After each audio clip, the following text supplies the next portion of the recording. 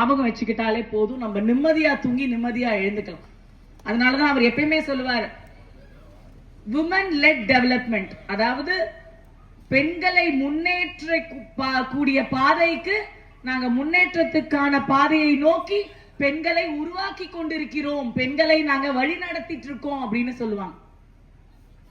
அதனாலதான் ஆபரேஷன் சிந்தூர்னு பேர் வச்சாரு. இங்க எல்லாரும் இவங்க கூட பரமேஸ்வரி கூட சொல்லிட்டு இருந்தாங்க, அந்த ஆபரேஷன் சிந்தூர்னு பார்க்கும்போது என் கண்ணுல இருந்து 2 சொட்டு தண்ணி வந்ததுங்க.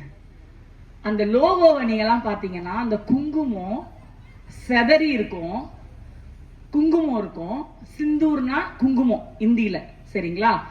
அந்த சிந்தூரை செதற வச்ச உங்க அத்தனை பேருக்கும் செருப்பால் அடி இருக்கு.